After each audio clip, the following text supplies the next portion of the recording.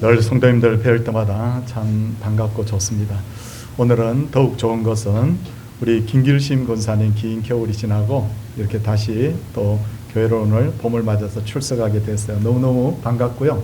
우리 아드님이 또 어머님 힘드시다고 같이 운전해서 같이 오셨는데 이렇게 함께 예배 드릴 수 있어서 너무너무 좋습니다.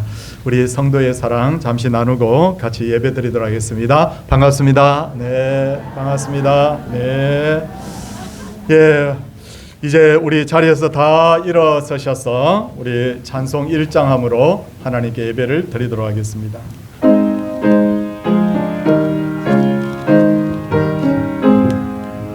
만복의 근하나님 온 백성 찬송 드리고 저 천사여 찬송하세 찬송 성부 성자 성령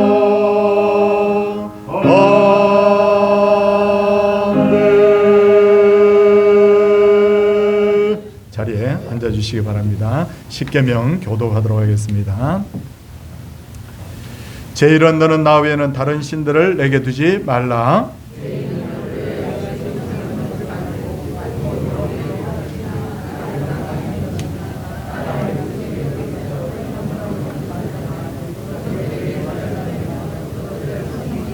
제 섬은 너는 내 하나님 여호와 이름을 망령되게 부르지 말라. 제5는 내 부모를 공경하라. 제7은 간음하지 말라. 제9는 내 일세에 대하여 거짓 증거하지 말라. 아멘. 사도신경 하겠습니다. 나는 전능하신 아버지 하나님 천지의 창조주를 믿습니다.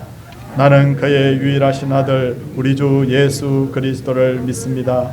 그는 성령으로 잉태되어 동정녀 마리아에게서 나시고 본디오 빌라도에게 고난을 받아 십자가에 못 박혀 죽으시고 장사된 지 사흘 만에 죽은 자 가운데서 다시 살아나셨으며 하늘에 오르시어 전능하신 아버지 하나님 우편에 앉아 계시다가 거기로부터 살아있는 자와 죽은 자를 심판하러 오십니다.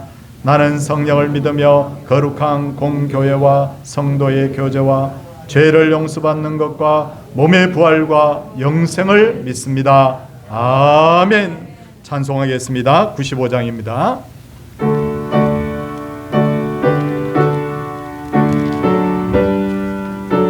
찬송 후에 최병도 장로님 기도 인도하시겠습니다.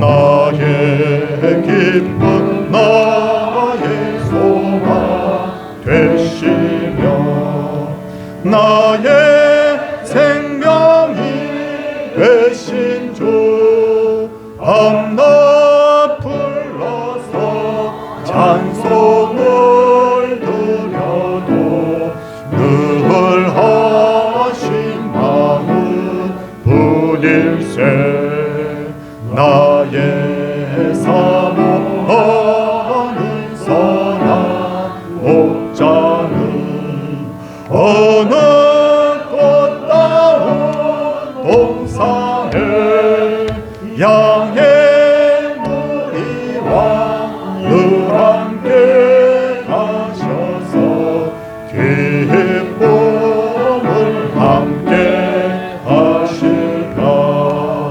길도 없이 거친 넓은 길에서 갈 길 못 찾아 애쓰며 이리저리로 헤매는 내 모양 저 원수조로 하도다. 주의 자비로 화평한 얼굴 모든 천사도 안기며 주의 놀라운 진리의 말씀에 천지가 받아 하도다. 나의 진정 사모하는 예수님, 음성조차도 반갑고 나의 생명과 나의 찬송함은 오직 주 예수 은일세.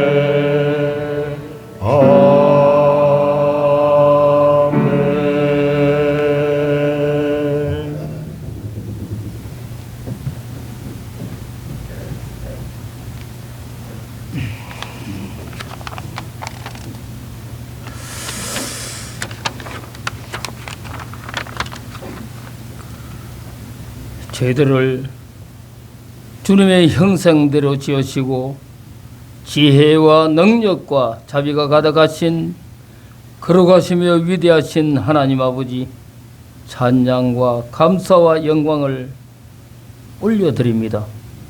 오늘 저희들에게 거룩한 주일을 허락하셔서 주님의 거룩하신 보좌 앞에 나오게 하시니 감사합니다. 감히 주님 앞에 설 수 없는 죄인들이오나 그리스도의 사죄의 은총을 힘입고 나와사오니 크신 축복과 사랑으로 함께하여 주시옵소서. 하나님 아버지, 저희들은 주님의 사랑과 은혜를 깨닫지 못하고 불충하였으며 저희들에게 명하신 명령에 순종치 못하여 사옵나이다. 주의 영광을 드러내기보다 자신의 욕심을 내세웠고 말씀대로 살기보다는 인간의 보잘것없는 생각대로 살아온 죄를 고백하오니 주께서 불쌍히 여기시고 용서하시며 깨끗이 씻어 주시옵소서.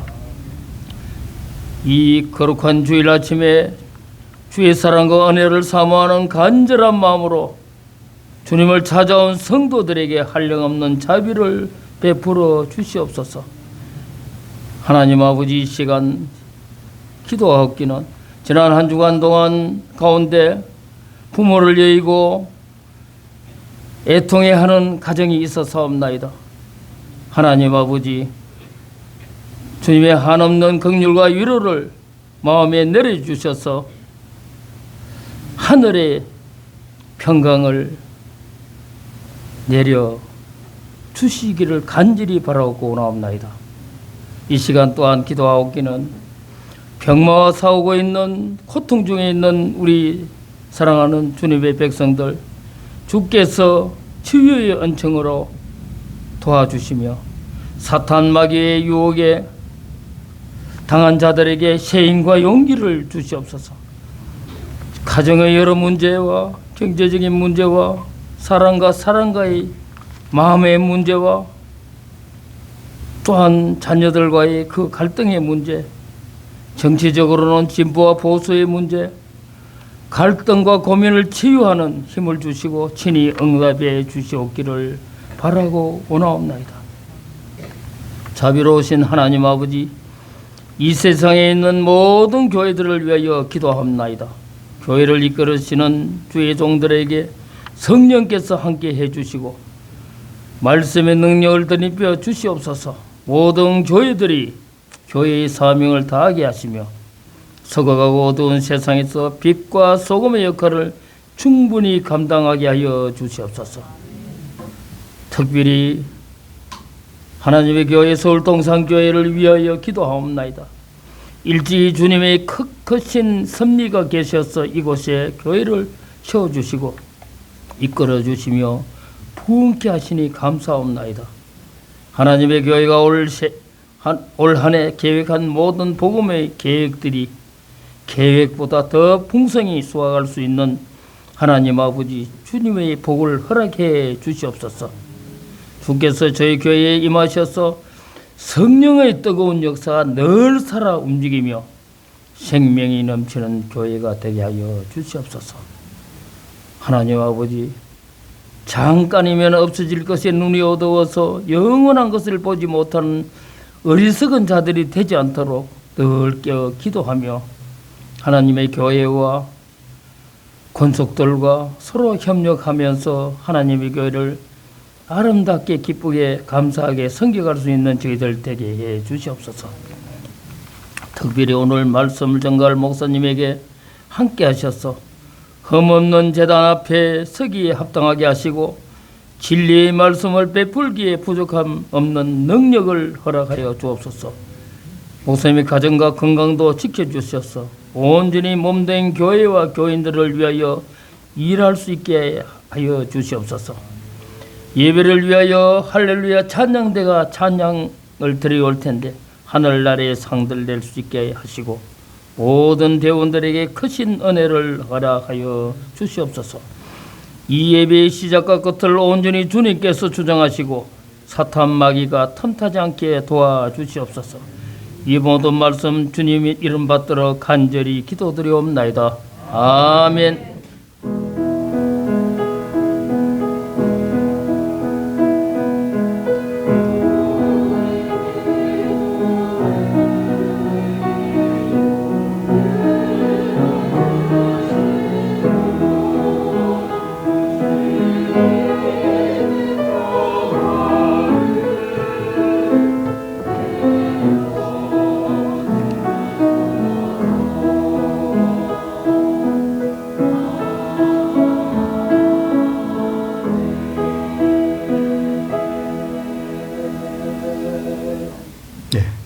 우리 장로님 오늘 기도를 잘 준비하셔서 이렇게 기도를 인도해 주신 것 같습니다.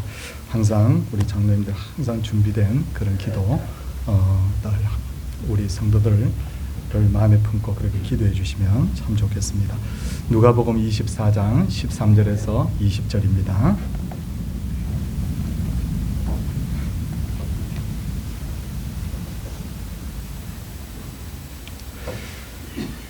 그날에 그들 중 둘이 예루살렘에서 25리 되는 엠마오라 하는 마을로 가면서 이 모든 된 일을 서로 이야기하더라.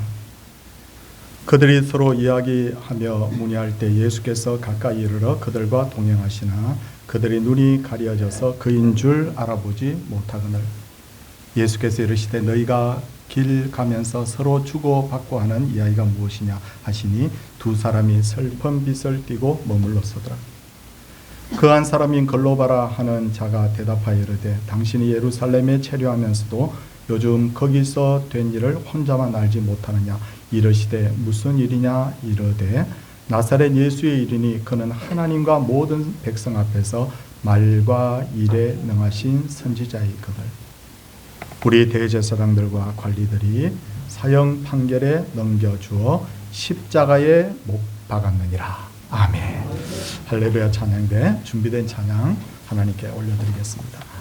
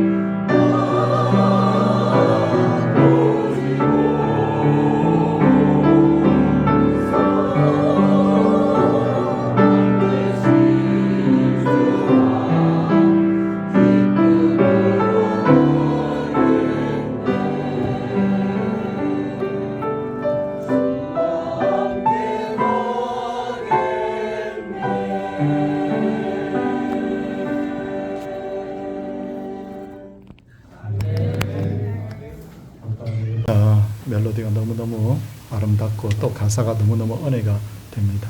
그렇게 느끼셨죠? 참 귀한 찬양이었습니다. 우리 속담에 기대가 크면 실망이 크다는 말이 있다고 전에도 말씀드렸는데, 내가 누군가를 믿었다가 배신을 당하거나 의지하던 대상이 나를 외면하게 되면 누구나 다 실망을 하게 됩니다.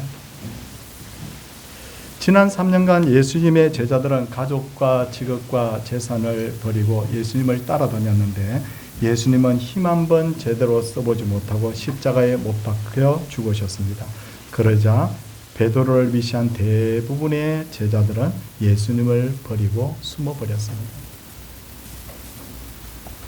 오늘 성경에서도 실망한 두 명의 제자가 예루살렘에서 20올이 되는 엠마오라는 마을로 가고 있었다고 성경에 기록되어 있는데, 왜 성경은 이들이 가는 방향을 예루살렘에서 20올이 떨어진 엠마오라고 밝힌 걸까요? 그냥 가고 있었다, 그냥 그렇게 표현을 할 수 있는데도 불구하고 구체적으로 장소를 이렇게 밝히고 있는 이유는 뭐냐? 그들이 바로 하나님으로부터 멀어져 있었다, 예수님의 죽음의 현장을 벗어나서 바로 도망가고 있었다는 것을 암시를 하고 있는 거죠. 그러면서도 그들은 계속해서 서로 이야기를 나누고 있습니다. 어떤 내용일까요? 예수 선생이 그렇게 허무하게 죽을 줄 몰라서, 아니 그렇게 능력이 많은 분이 왜 힘 한번 써보지 못하고 죽었을까? 그러자 반대편에서 한 사람이 이렇게 말합니다. 그런데 말이야, 참 오늘 새벽에 어떤 여인이 마리아가 무덤을 찾아갔는데 예수님의 바로 그 무덤이 비어 있다는 거 아니야? 놀라운 일 아닌가 라고 하면서 그런 대화를 주거니 받거니 했지만, 그들 마음속에는 예수님이 죽어버렸으니 이제는 소망이 없다, 끝이다 라는 생각을 가지고 있었던 것 같아요. 그런데 한참 대화를 나누고 있던 두 제자 가까이에 부활하신 예수님이 다가오셨습니다. 얼마나 반가운 얼굴입니까? 정말 꿈에서조차 정말 봤으면 하는 그 얼굴이 바로 나타났는데, 부활하신 예수님의 그 모습이 십자가에 달릴 때 모습과는 좀 차이가 있었겠지만 그러나 단번에 알아봐야 되지 않습니까? 그런데도 불구하고 두 제자는 그 누구도 부활하신 예수님을 알아보지를 못했습니다. 왜 그랬을까요? 오늘 제가 준비한 그 말씀 16절 말씀을 한번 보여주시기 바랍니다. 성경은 아주 명확하게 그 이유를 설명하고 있는데, 그것은 뭐냐면 그들의 눈이 가려져서 그인 줄 알아보지 못해요. 성도인들, 눈이 가려졌다는 말이 무슨 말입니까? 이렇게 손으로 눈을 커버한다는 말입니까? 그런 뜻이 아니에요. 무엇인가 내 눈앞에 이렇게 막아서서 내 눈이 보이지 않는 것을 가려졌다라고 그렇게 하는 것이 아니라, 이 말은 헬라어로 크라테오라고 하는 말인데, 그 말이 무슨 뜻이냐면 의식과 시각이 어디에 고정이 되었다, 그런 뜻입니다. 이 제자들이 어디에 그 마음이 고정이 되어 있을까요? 죽은 사람은 절대로 다시 살아나지 못해, 어떻게 그런 일이 있을 수 있어? 라고 아예 그 사람들은, 이 두 제자들은 죽은 사람이 다시 살아날 가능성 0.001%도 없다는, 거기에 바로 눈이 고정되어 있었던 거예요. 그걸 바로 눈이 가려졌다고 하는 거예요. 이렇게 시선이 어딘가에 고정이 되어 있으면 어떤 놀라운 변화가 일어나도 사람들은 그것을 좀채 받아들이려고 하지 않아요. 창세기를 보니 노예로 팔려간 요셉이 드디어 애굽의 총리가 되었습니다. 그런데 그 형들이 양식을 사러 바로 애굽에 나타났습니다.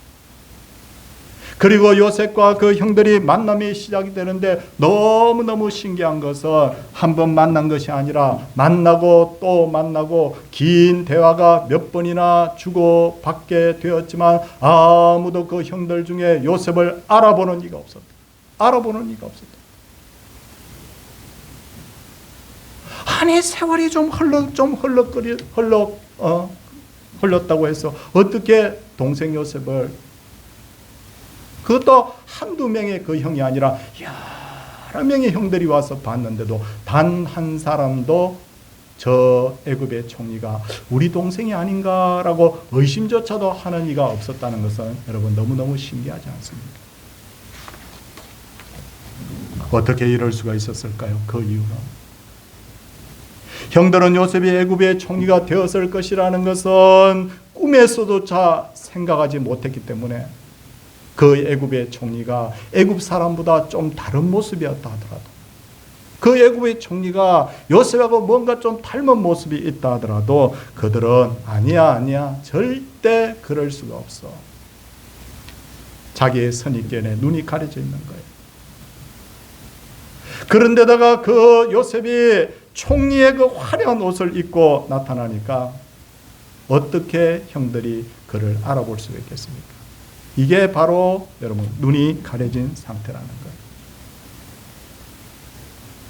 제가 목회를 한참 하고 있을 때 새신자 한 명이 우리 교회에 등록을 했습니다. 등록을 했는데 뭔가 그 이름을 딱 보는 순간에 제가 마음이 좀 이상했습니다. 왜냐하면 제가 중학교 때 우리 반에서 제일 악동, 일진 요즘 말하면 그 친구의 이름하고 똑같은 친구예요. 나는 그 친구 이름을 기억하고 있는 이유가 뭐냐면 그 친구가 너무너무 우리 반에서 사고를 많이 쳤거든요. 늘 화장실에 가면 담배 피우고 늘 아이들 괴롭히고 막 이러는데 이름이 똑같아 이름이. 근데 그 친구 아닐 거야. 그렇게 해서 좀 지나갔습니다. 그런데 아무리 해도 좀 이상한 것 같아요. 좀 비슷한 것 같아서 제가 혹시나 그랬더니 그 친구도 듣고 혹시나 이러는 거예요.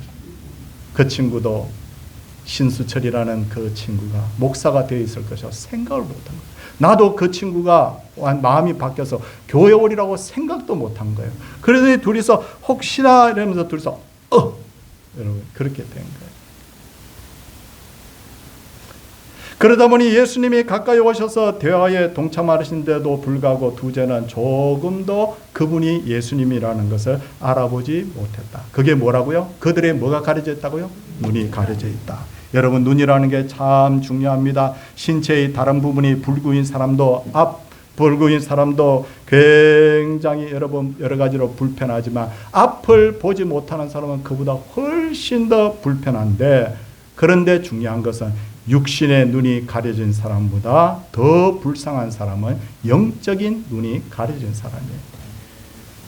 이제 17절 말씀을 여러분 한번 보시기를 바랍니다. 거기에 보니까 예수께서 이르시되 너희가 길 가면서 서로 주고받고 하는 이야기가 무엇이냐라고 묻습니다. 그러자 그 두 사람이 뭐라고 합니까? 두 사람이 슬픈 빛을 띠고 머물러 서더라라고 했습니다. 왜 여러분 왜 이 두 제자가 슬픈 빛을 띠고 있을까요? 스승이신 예수님이 십자가에 달려 죽었고 예수님이 죽었으니 모든 것이 끝났다는 이야기를 서로 주고받고 있었기 때문이죠. 이것이 바로 눈이 가려진 사람의 특징이라는 거예요. 슬픈 빛을 띌 수밖에 없다. 그런데 우리도 예수님이 십자가에 달려 돌아가셨다는 걸 다 압니다. 그런데도 불구하고 여기 계신 성도님들 중에 그 누구도 얼굴에 슬픈 빛을 띠는 사람이 없습니다. 오히려 우리는 예수님이 우리를 위해서 죽으셨다는 것을 찬양합니다. 노래하면서 막 뛰면서 막 기뻐합니다. 세상 사람들이 보면 예수님이 죽었다는데 저 사람들은 예수의 제자들이라고 하면서도 기뻐하고 뛰고 노래까지 해. 저 사람들 좀 이상한 거 아니야? 아마 그렇게 생각할 수 있을 거예요. 그렇다면 왜 기독교인들은 왜 예수님의 죽음을 알고도 슬퍼하거나 비통해하지 않을까요? 왜 도리어 기뻐하고 왜 찬양하는 걸까요? 그 이유는 십자가에 달려 죽으신 예수님이 사흘 만에 다시 살아났다는 것을 우리가 알기 때문인 줄 믿습니다. 이게 뭐냐면 바로 눈뜬 자의 바로 모습이라는 거예요. 제가 참고로 말씀드리면 지금부터 40-50년 전만 해도요. 기독교인들이 세상 사람들로부터 많은 오해를 받았어요. 저도 전도사 생활할 때 그런 오해를 받았던 적이 있는데 왜 그런가 하면 부모님이 돌아가셨습니다. 근데 기독교인들은 그 당시에는 부모님이 돌아가시면 꽃상여를 하고 온갖 치렁치렁한 그렇게 상복을 입고 그 다음에 두건을 쓰고 에이고 전부 다 장례식장 가면 다 그렇게 했는데, 이 예수쟁이들은 앉아가지고 부모님이 죽었는데도 막 노래를 막 하는 거예요. 그 사람들의 찬송이 뭔지를 알겠습니까? 그냥 쟤들이 다 신이 나서 노래하는 줄 아는 거예요. 그러니까 저 기독교인들은 다 또라이다 그랬어요. 그렇게 보였을 것 같아요. 그런데도 불구하고 왜 우리는 부모님이 죽었는데도 왜 노래하는 걸까요? 그 이유도 역시 부활의 소망을 우리가 가지고 있기 때문이에요. 부활의 소망을 가지고 있는 자에게는 죽음은 영원한 죽음이 아니라 자는 겁니다. 이건 제가 말하는 것이 아니라 예수님께서 여러 번 말씀하셨어요. 뭐라고요? 잔다. 예수 안 믿는 사람들은 사람이 죽으면 영결을 한다고 합니다. 영결식을 한다고 합니다. 영결이 뭡니까? 영원한 무슨? 이별이라는 뜻이에요. 그 사람들은 다시 만날 소망이 없는 거예요. 그런데 우리 예수 믿는 사람들은 절대로 영결식이란 말 쓰지 않습니다. 우리는 잠깐 그냥 헤어지는 거죠. 요한복음 16장 16절 말씀을 보시기 바랍니다. 예수님께서는 조금 있으면 너희가 나를 보지 못하겠고 또 조금 있으면 나를 보리라 라고 하십니다. 이게 무슨 말씀이지? 예수님이 조금 있으면 나를 보지 못한다니, 근데 또 조금 있으면 나를 본다니 무슨 말일까? 그 후에 예수님께서 이거 설명해 주십니다. 조금 있으면 예수님이 십자가에 달려 돌아가실 것이다. 그러나 또 조금 있으면 예수님이 뭐 할 것이다? 부활할 것이다. 그러므로 부활의 신비를 깨달은 사람은 절대로 슬퍼하지 않아요.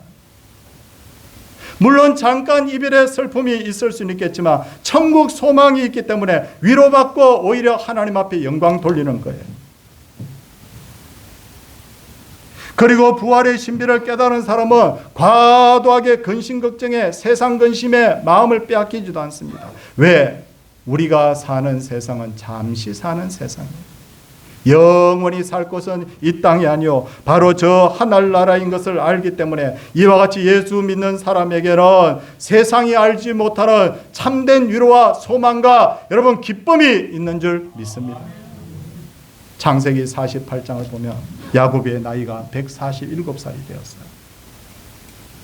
성경을 보니까 그의 눈이 어두워졌다고 말합니다. 나이가 들면 누구나 다 눈이 어두워집니다. 근데 그 야곱이 마지막에 하는 일이 있습니다. 그게 뭐냐? 요셉의 두 아들인 므낫세와 에브라임을 바로 앞에 앉혀놓고 축복기도 하는데, 오른손이 큰 손자에게 가야 되는데 오른손이 둘째 손자에게 갑니다. 그러자 요셉이 옆에서 아버지 손이 잘못 올라갔다고 그렇게 만류를 합니다. 그때 야곱이 뭐라고 합니까? 나도 안다. 당당하게 말합니다. 행복하게 말합니다. 그러면서 아주 기쁨으로 손자들을 축복합니다. 여러분, 젊은 날 야곱은 육신의 눈이 밝았을 때는 자기 욕심 위해서 살았죠. 자기가 원하는 대로 욕심 부리고 살았는데 그 순간에 이 육신의 눈은 어두워졌지만 영안이 활짝 떠지는 그 순간에 하나님의 뜻이 무엇인지를 밝히 알게 되고 영원한 세계 하나님의 나라를 바라보면서 그 손자들을 그렇게 기쁨으로 축복할 수 있었던 거예요. 그런 차원에서 저는 소원합니다. 우리 모두 다가 여러분 눈 뜬 사람이 되기를 바랍니다. 눈이 어두워진 사람은 여러분 아무 소망이 없어요. 영안이 뜨면 세상이 아니라 하나님을 주목하게 되고 그 속에서 참된 소망과 기쁨과 여러분 참 위로를 얻게 될 줄로 믿습니다. 그렇다면 엠마오로 가는 두 제자의 눈은 왜 그렇게도 어두웠던 걸까요? 가장 큰 이유는 예수님에 대한 생각, 잘못된 생각을 가지고 있었기 때문이에요. 두 가지를 확인해 보도록 하겠습니다. 여러분, 예수님께서는 두 제자에게 최근에 무슨 일이 있었느냐고 묻지 않습니까? 그때 그 두 제자 중에 한 사람인 글로바가 뭐라고 말하는지 그 다음 성경 구절을 한번 보시기 바랍니다. 24장 19절 우리 같이 한번 돕는 차원에서 한번 읽어주시기를 바랍니다. 이러시되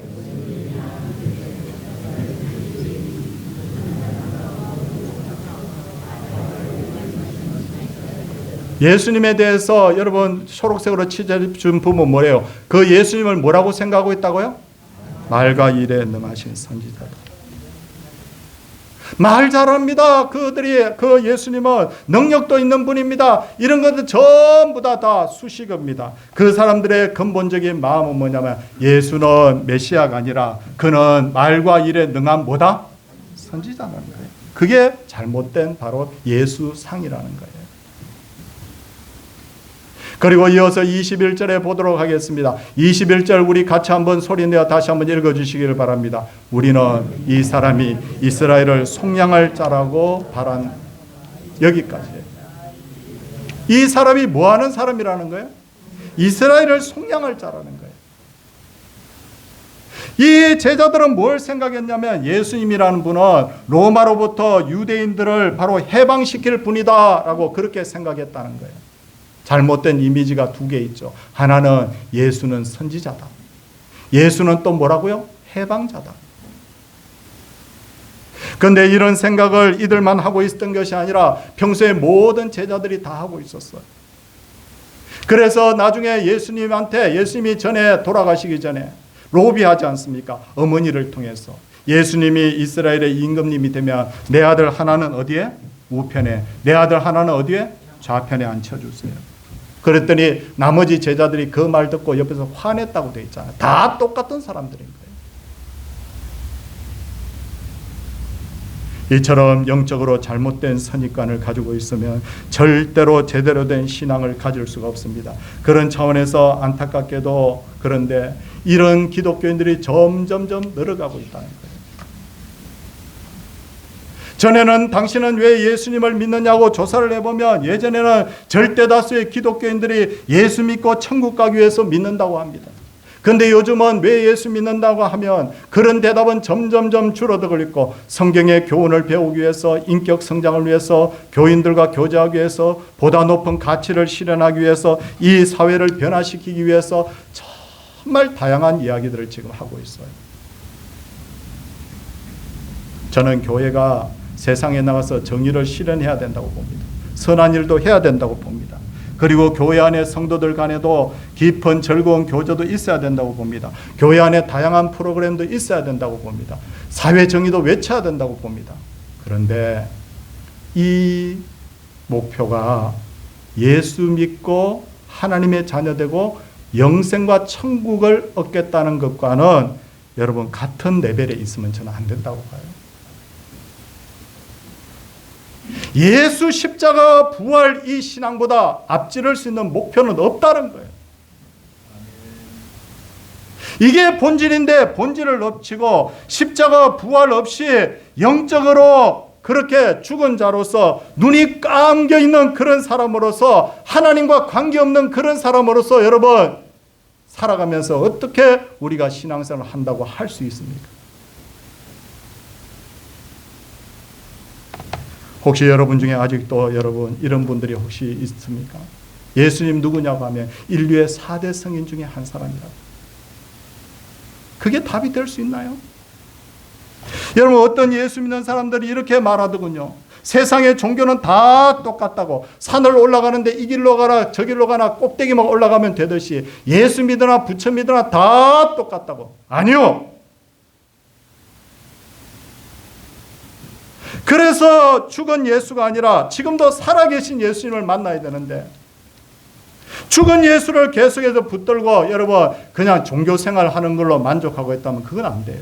사랑하는 성도님들, 이 시간에 여러분 우리 모두의 영화를 하나님께서 뜨게 해주셔서 여러분 예수의 십자가, 예수의 부활을 우리가 바로 여러분 깨닫는 은혜가 있기를 주님의 이름으로 축원을 드립니다. 이제 본문을 계속해서 읽다 보면 예수님이 두 제자의 눈을 뜨게 하는 작업을 하시는데 그 방법은 바로 성경 말씀을 깨닫게 하는 거예요.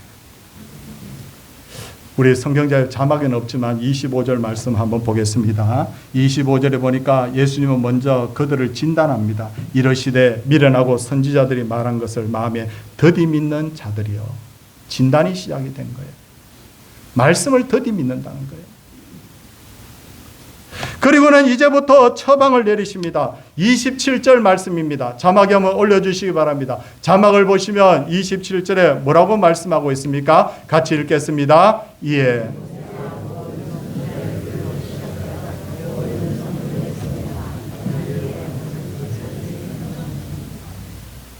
모세가 쓴 거, 선지자들이 쓴 거 뭐예요? 모세오경, 그리고 선지서들, 합해서 구약 성경이라는 거예요. 구약 성경의 모든 그 글을 시작해서 성경에 쓴 바 자기에 관한 것을 자세히 뭐 했다고요? 설명했다. 그러면 거기에 뭐가 써져 있을까요? 요한복음 우리 5장 39절 한번 보겠습니다. 5장 39절에 예전에 예수님께서 설명해 주신 거예요. 같이 읽겠습니다. 너희가 성경에서 영생을 얻는 줄 생각하고 성경을 연구하거니와 이 성경이 곧 내게 대하여 증언하는 것이다. 이 성경은 곧 누구에 대해서 증언하는 거예요? 예수님에 대해서 증언한다. 성경에 온갖 내용들이 다 있지만 성경의 핵심은 뭐냐면 바로 예수 그리스도다. 성경의 핵심은 뭐라고요? 그리고 성경에 왜 예수 그리스도를 믿어야 되느냐면 너희가 성경에서 뭘 얻는 줄 알고? 영생 얻는 줄 알고. 그래서 예수님께서 그 제자들에게 성경을 자세히 풀어서 설명을 해주신 거예요. 성경을 100번을 읽고 다 외운다고 하더라도요, 그 속에서 예수님 만나지 못하면 핵심 놓친 거예요. 그런 사람에게는 영생도 없어요. 그래서 예수님께서 두 제자에게 성경을 풀어주시면서 자신이 바로 메시아라는 것을 바로 설명해 주신 거예요. 그리고 또 하나 합니다. 그게 뭐냐면 제자들과 음식을 먹기 전에 축사하셨다고 성경에 기록되어 있는데, 축사란 뭐냐? 축복할 때 축자, 또 하나는 감사할 때 사자. 그러니까 음식을 앞두고 축복하고 감사했다는 거예요. 두 가지 하셨어요. 하나는 성경 풀어주는 거고, 하나는 제자들 앞에서 전의 모습처럼 축사하신 거예요. 자, 그랬더니 어떤 일이 일어나냐? 31절 말씀, 우리 성경 보겠습니다. 31절 말씀, 놀라운 일이 일어납니다. 31절 뭐라고 되어 있습니까? 같이 한번 읽겠습니다. 여기까지. 그들의 눈이 어떻게 됐다고요? 자, 조금 전에 한번 보세요. 16절 말씀 보세요. 16절에 처음 예수님 만날 때만 해도 그들의 눈이 어떻게 됐다고요? 가려졌다고 되어 있잖아요. 근데 31절에 보니까 예수님 말씀 풀어주고 축사한 후에 그들의 눈이 어떻게 됐다고요? 밝아졌다. 내용 이해하셨으면 아멘. 이렇게 되는 거예요. 눈이 밝아지자 그들은 예수님을 단번에 알아보게 됩니다. 그뿐만 아니라 여러분 32절 말씀 자막에 한번 올려주시기 바랍니다. 예수님 알아볼 뿐만 아니라 32절 말씀에 보니까 어떻게 말씀을 하고 있느냐면, 그들이 서로 말하되, 우리 같이 한번 성경 보면서 읽겠습니다. 같이 읽겠습니다. 그들이 서로 말하되 길에서 우리에게 말씀하시고 우리에게 성경을 풀어주실 때 우리의 속에서 마음이 어떻다는 거예요? 뜨겁지 아니하더냐라고 그렇게 하는 거예요. 요즘엔 하나님 안 믿는 사람들도요, 성경을 연구하는 사람들이 많이 있어요. 그 사람들 중에 우리보다 성경을 더 많이 읽고 연구합니다. 실명을 거론해서 그렇지만요, 돌인가 하는 사람. 근데 아무리 성경을 읽고 연구해도 그 사람들 예수 못 만납니다. 왜 그러냐? 그들의 눈이 어떻게 될까? 어두워져니까 가려져 있어 그런 거예요. 근데 여러분들은 이 성경 말씀을 딱 읽고 펴서 읽어야 되면 어떻게 되냐면 아멘 그럽니다. 여러분의 눈이 하나님께서 어떻게 해주셨기 때문에, 밝아지게 해주시기 때문에. 혹시 안 믿는 가족이나 친구에게 성경을 선물로 드렸다고 하면, 여러분 하나님 내 남편의 눈이 밝아지게 해주세요. 내 아이의 눈이 밝아지게 해주세요. 내 친구의 눈이 밝아지게 해주세요. 여러분, 눈이 밝아지게 되면 그 성경에서 예수님을 여러분 발견하게 될 줄로 믿습니다. 그러지 않으면 아무리 성경 읽어도요, 아무것도 발견이 안 돼요. 그리고 우리도 성경을 읽을 때 여러분 성령님의 도우심을 구하면서 성경을 읽어야 돼요. 성령님은 우리로 하여금 성경을 깨닫게 하시고 우리를 하나님께로 인도하십니다. 전에 제가 말씀드린 거 다시 한번 정리하겠습니다. 책에 기록된 말씀을, 하나님 말씀을 로고스라고 합니다. 뭐라고 한다고 그랬죠? 근데 이 로고스 말씀을 다 이해하기 힘드니까 목사가 이 말씀을 풀어서 설교를 합니다. 이 설교하는 것을 캐리그마라고 합니다. 뭐라고 한다고요? 그래서 목사님 말씀하겠습니다. 목사님 연설하겠습니다. 그게 아니라 목사님 하나님 말씀 전하겠습니다. 왜? 아니 목사의 설교가 왜 하나님 말씀이야? 성경을 어떻게 하는 거예요? 풀어서 설명하니까. 그런데 이 성경을 읽거나 혹은 설교를 들으면서 내 마음속에 뭔가 팍 하고 와닿는 것이 있어요. 깨달아지는 말씀이 있어요. 그걸 뭐라고 하냐면 레마라고 합니다. 뭐라고요? 레마라고. 자, 제가 비유를 하나 들겠습니다. 마을에 우물이 하나 있습니다. 자, 우물 쳐다보면 그 우물 가만히 쳐다보면 내 목마름이 해결됩니까? 안 됩니까? 안 돼요. 어떻게 해야 돼요? 퍼서 먹어야 되는데, 자, 우물은 로고스다. 우물은 뭐라고요? 로고스다. 이 가만히 두면 아무 은혜가 안 돼요. 근데 목사가 이렇게 물을 길러가지고 올리는 걸 뭐라고 하느냐면 캐리그마다. 근데 내가 그 캐리그마의 말씀을 이렇게 벌컥벌컥 몇 모금 마십니다. 그 말씀이 내 마음속에 들어오면 그게 뭐라고요? 레마라는 거예요. 여러분, 로고스를 그냥 두면 그냥 로고스예요. 설교, 목사가 오늘 설교 열심히 해라, 잘한다. 그런데 내가 아무 감흥이 없어요. 그러면 내 마음속에 레마로 말씀이 들어오질 않는 거예요. 이해하셨습니까? 자, 그런데 놀라운 일을 제가 지금부터 말씀드릴게요. 마태복음 4장 4절을 보면 사람이 떡으로만 살 것이 아니요 하나님의 입으로부터 나오는 모든 말씀으로 살 것이라고 했죠. 기억나십니까? 그런데 그 말씀이 바로 로고스가 아니라 레마예요. 다시 설명을 드리면 사람이 떡으로만 사는 것이 아니라 하나님의 입으로부터 나오는 그 로고스의 말씀을 내가 마음에 받아들여서 은혜 받는 그것으로 산다는 거예요. 그리고 더 놀라운 것이 하나 있습니다. 그것은 뭐냐면요, 대저 하나님의 모든 말씀은 능하지 못하심이 없느니라. 여기서도 이 말씀이 레마로 되어 있어요. 성경을 내가 손에 들고 다닌다고 해서 거기서 능력이 나타나는 것이 아니라 그 말씀이 내가 믿어질 때 거기서부터 능력이 나타난다는 거예요. 자, 성경은 그냥 읽으면 아무것도 아니에요.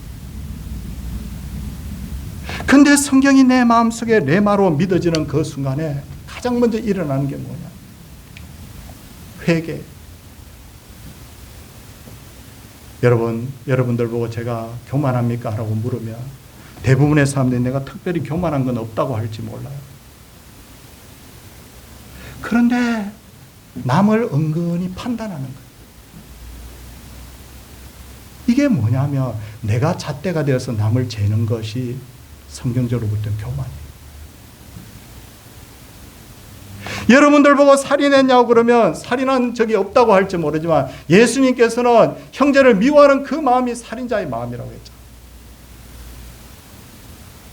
그리고 여러분들 보고 우상 숭배한 적이 있느냐고 하면 난 제사도 안 지내고 어디 가서 뭐 무당집을 찾아가는 것도 아니니까 나 우상 숭배한 적 없다고 할지 모르지만 하나님보다 더 사랑하는 것을 우상이라고 했죠. 그 말씀이 내 마음속에 들어오면 거기서부터 그게 보이기 시작합니다. 그리고 놀라운 것은 하나님의 말씀이 레마의 말씀으로 내 마음속에 들어오게 되면 여기 오늘 제자들은 슬픔빛을 띠고 있는 사람들이 어떻게 되느냐면 슬픔이 물러가는 거예요. 갑자기 눈이 떠지면서 기뻐지는 거예요. 요한복음 15장 7절 또 하나 성경 말씀입니다. 우리 자막을 띄워주시면 자, 레마의 말씀이 또 들어오면 어떤 복이 있느냐. 우리 같이 마지막으로 한번 읽도록 하겠습니다. 너희가 내 안에 거하고 내 말이 너희 안에 거하면 무엇이든지 원하는 대로 구하라. 그리하면 이루리라. 이야, 그렇군요. 주님의 그 말씀이 설교자를 통해서 설명되는 그 말씀이 어디에 들어오면, 어디에 거하면, 내 마음에 거하면, 이 내 마음에 말씀 거하는 이게 뭐냐면 레마예요. 그러면 레마의 말씀이 내 마음속에 들어오면 어떻게 되니까 원하는 대로 구하라. 그리하면 이루리라. 그렇게 돼요.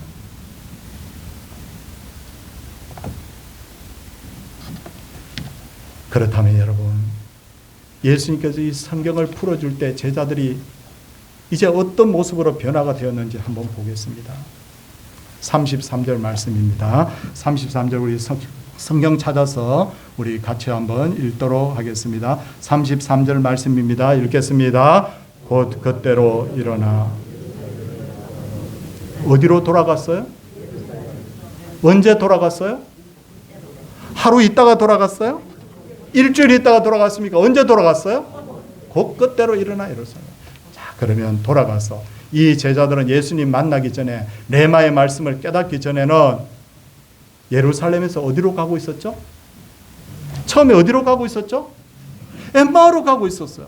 근데 예수님의 그 말씀을 깨닫고 난 후에 이 사람들은 곧 그때로 일어나 어디로 지금 돌아갑니까?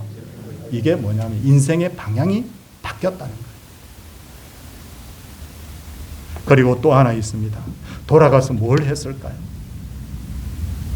34절, 35절 말씀해 보니까 제자들을 찾아가서 예루살렘에 있는 다른 제자들을 찾아가서 뭐라고 말하느냐면 35절에 보니까 두 사람도 길에서 된 일과 예수께서 떡을 떼심으로 자기들에게 알려주신 것을 뭐 했다는 거예요? 말했다. 그래서 예수 만난 이야기 하는 것, 예수 만난 이야기 하는 걸 이걸 전문적인 용어로 뭐라고 하냐면 전도라고 합니다. 뭐라고 한다고요? 전도라고 합니다. 정리하겠습니다. 예수님의 말씀이 레마의 말씀으로 깨달아지니까 내 인생의 방향이 바뀌잖아요. 슬퍼했던 그 사람들이 용기를 얻잖아요.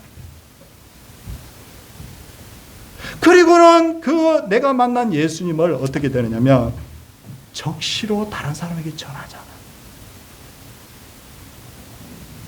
사랑하는 성도입니다. 목사님, 지금 몸이 너무너무 아파요. 어떻게 하죠? 제가 너무너무 속이 상하고요. 제가 노후에 어떻게 될지 너무 걱정이 많아요.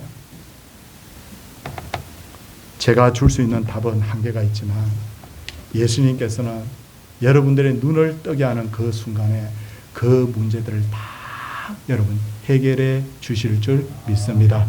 그 예수 그리스도께서 눈을 뜨게 밝게 하시는 그 순간에는 온갖 신비를 깨닫게 돼요. 슬픔이 변화해서 막 춤이 되기 시작하고요.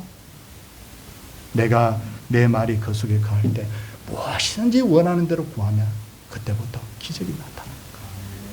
사랑하는 성도님들, 이제 우리가 눈이 가려진 사람에서 눈이 밝은 사람으로 하나님께서 이 시간에 변화시켜 주시기를 바랍니다. 이제 마지막으로 여쭙겠습니다. 예수님 지금 어디에 계세요? 예수님 내 마음에 있어요. 근데 예수님 또 어디에 계세요? 어디에 계세요? 내 옆에 있어요. 근데 눈이 가려진 사람은 안 보여. 근데 눈이 밝은 사람은 예수님이 늘 나를 지켜보고 계신다는 게 믿어지고 보이게 되는 거예요. 거기서부터 소망이 생기는 거예요. 사랑하는 성도들, 이 말씀 깨달아서 우리가 매일매일 예수 그리스도와 함께 동행하는 그런 은혜가 있기를 주님의 이름으로 축원을 드립니다. 함께 우리 찬송하도록 하겠습니다. 205장입니다.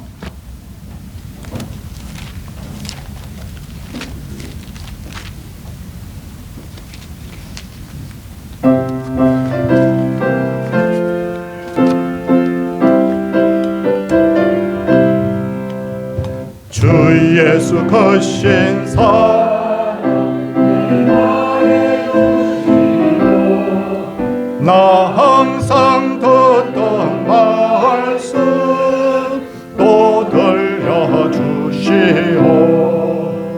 접해지 않던 정국 주 예수 계신 곳 나 밝히 알아듣게 오늘 여주시오.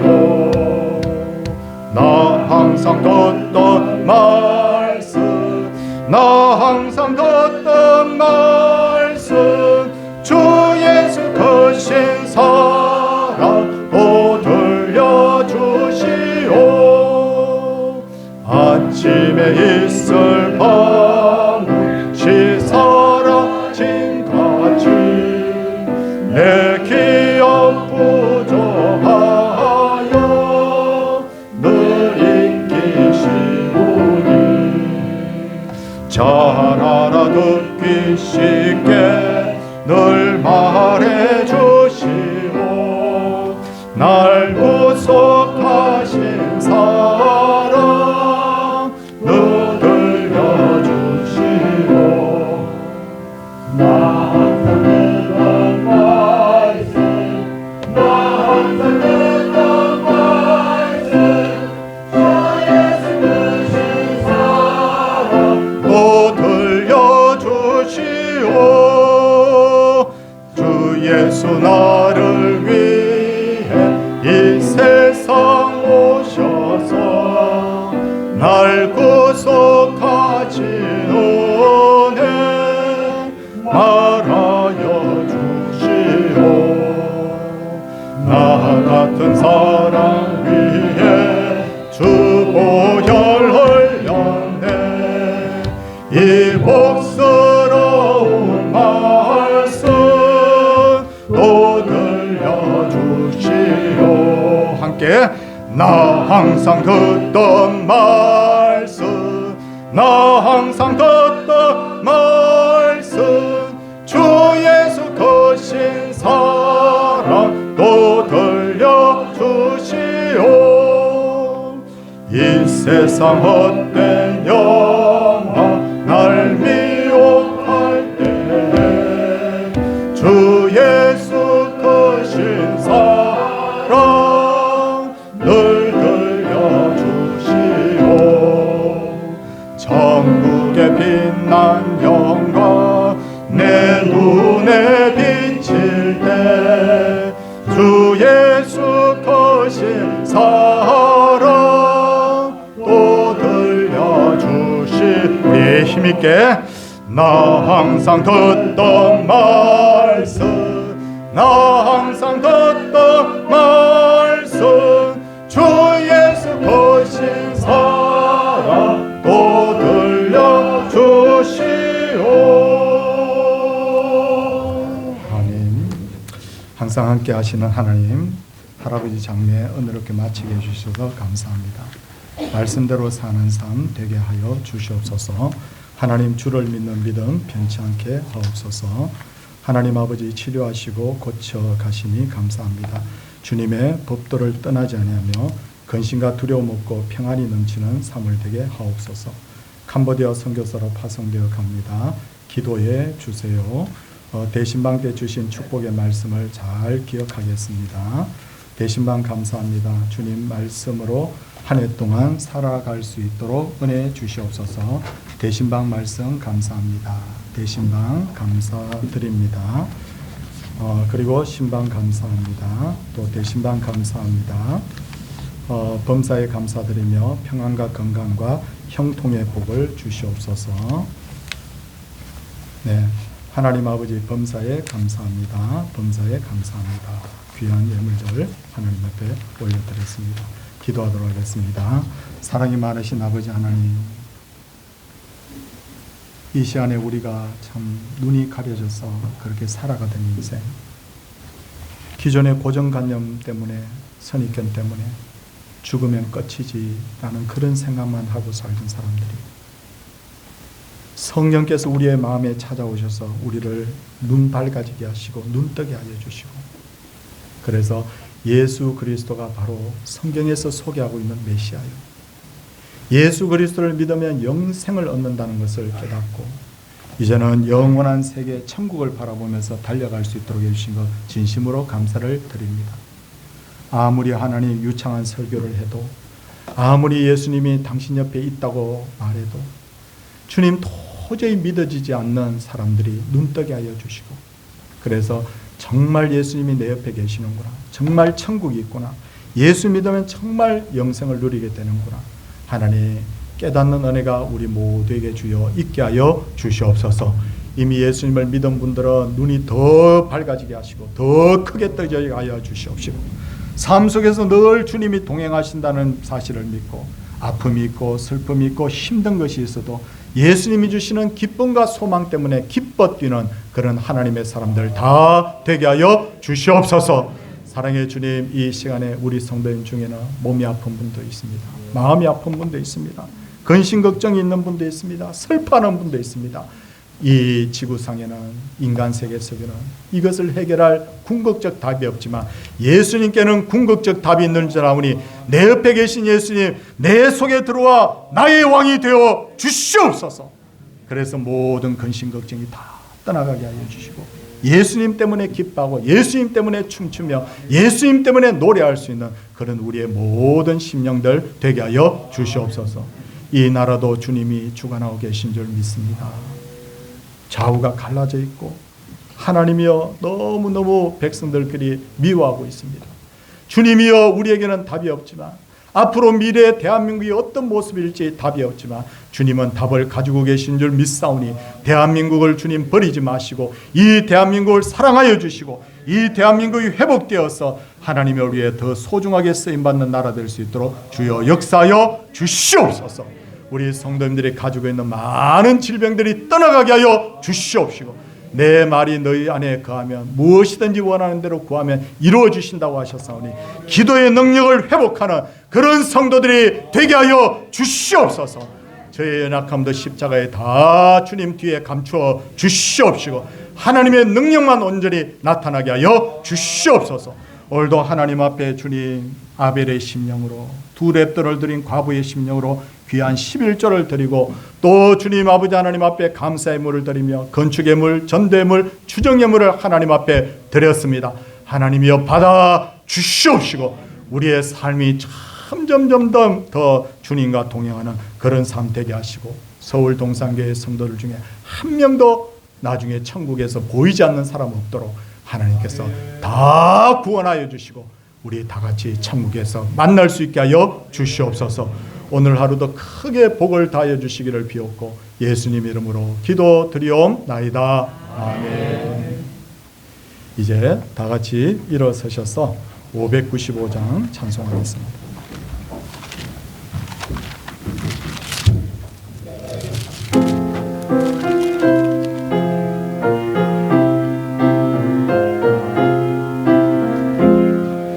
나 맡은 본분은 구주를 높이고 무념은 구원 얻도록 잘 인도함이다.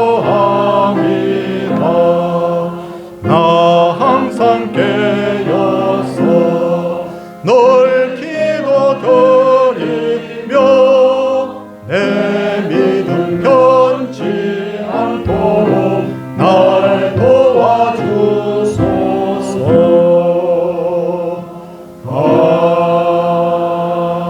아멘. 주 예수 그리스도의 은혜와 하나님의 크신 사랑과 성령님의 감동 감화하심이 주님과 늘 동행하고 주님의 말씀이 그 속에 있으므로 주님이 행하시는 그 능력의 삶을 살기를 원하는 하나님의 사람들과 그 자녀들과 그 가정과 이 교회와 열방의 모든 주의 백성들에게 이제로부터 영원토록 함께 있을지어다. 아멘.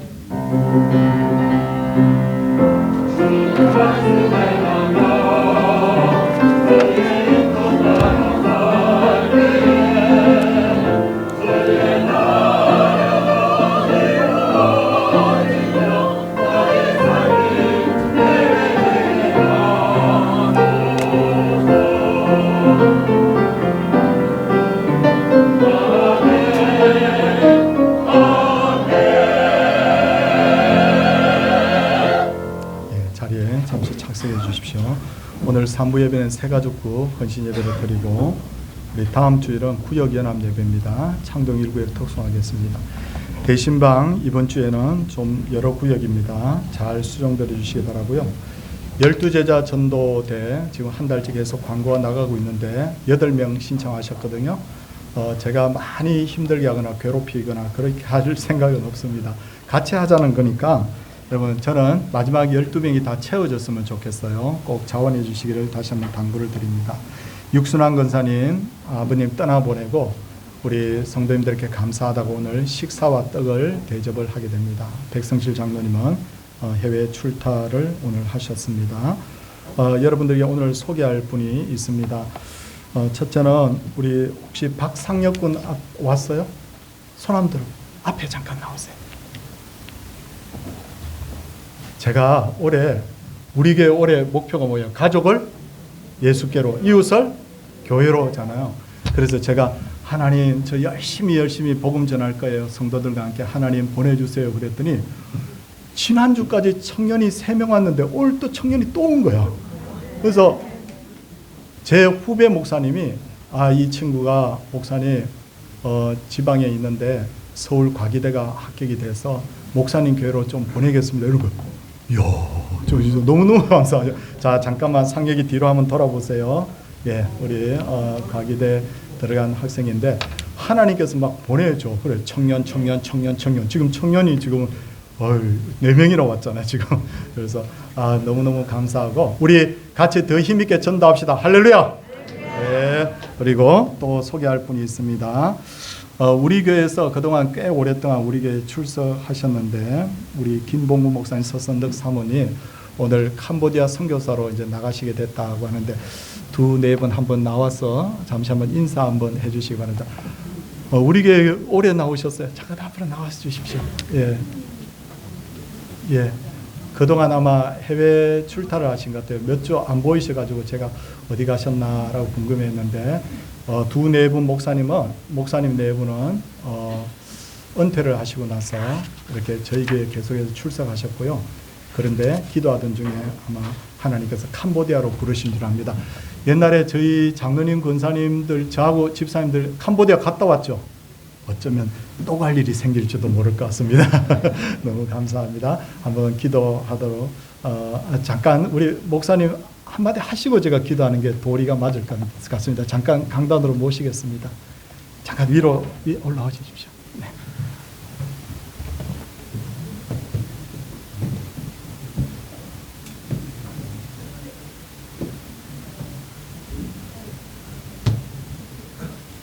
할렐루야, 반갑습니다.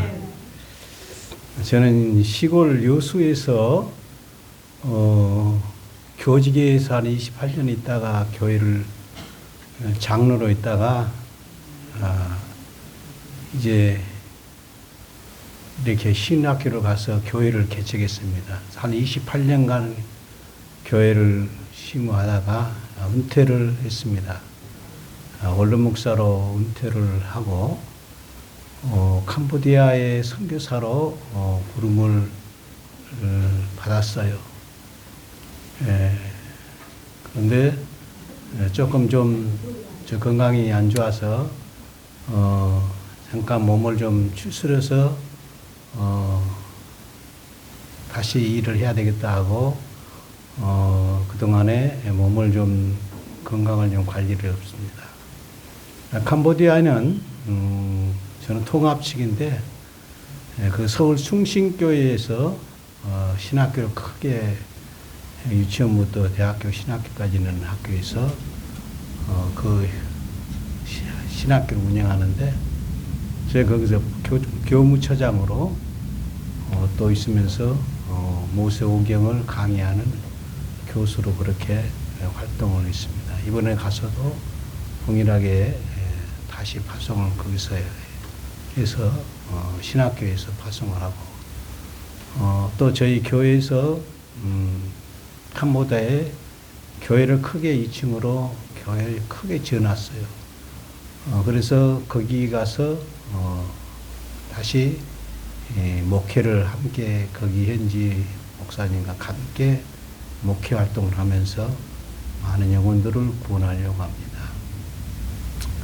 그래서 지금 많은 교인들이 저희 교회에서 후원을 해서 그 한 150명 정도 교회가 성장이 됐어요. 코로나 때는 아무도 교회를 나오질 않고 없어졌는데 이후로 이제 계속해서 지원을 하고 전도 활동을 해서 기도한 가운데 많은 성도들이 모여서 부흥이 돼서 이제 거기 가서 다시 이렇게 목회를 하고 신학교 강의를 하게 돼서 하나님 앞에 감사하면서 서운하지만은 사랑하는 목사님 기도를 받고 싶더라고요. 그러고 가고 싶어서 요청을 이렇게 했습니다. 틈나는 대로 저희를 위해서 기도해 주시면 고맙겠습니다.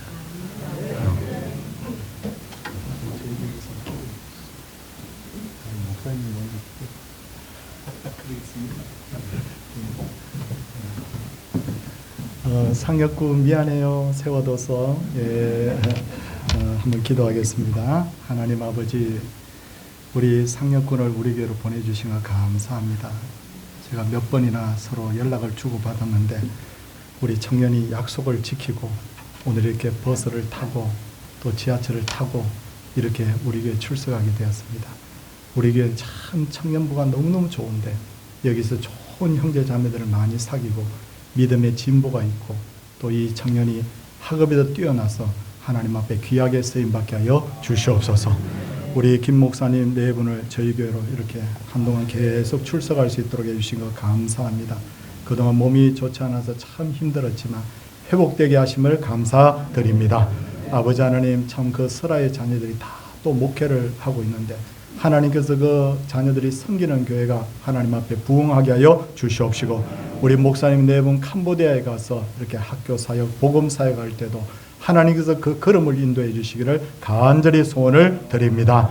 아버지 하나님, 육신의 연약함은 십자가 뒤에 다 감추어 주시옵시고 하나님의 능력만 나타나게 하여 주시옵시고 사모님과 함께 하나님의 기쁨으로 섬길 수 있게 하여 주시고 그곳에서 많은 열매를 거두는 그런 목사님 네 분 되게 하여 주시옵소서. 하나님, 우리가 늘 하나님 선교지를 위해 기도하는 교회입니다. 하나님께서 또한 이제부터 캄보디아를 위하여 기도하게 하여 주시옵시고 주님 영적으로 오갈 때 하나님 앞에 서로가 기쁨의 소식 전할 수 있도록 좋은 일이 넘치게 하여 주시옵소서. 예수님 이름으로 기도드리옵나이다. 아멘. 우리 박수로 환영하고 환송하도록 하겠습니다. 상혁이도 잠깐 일어섰어요. 그 자리에. 예, 너무 감사합니다. 예, 다시 한번 우리 상혁 환영하도록 하겠습니다. 예, 너무 감사합니다. 우리 옆에 분들하고 같이 한번 우리 인사하도록 하겠습니다. 할렐루야. 네.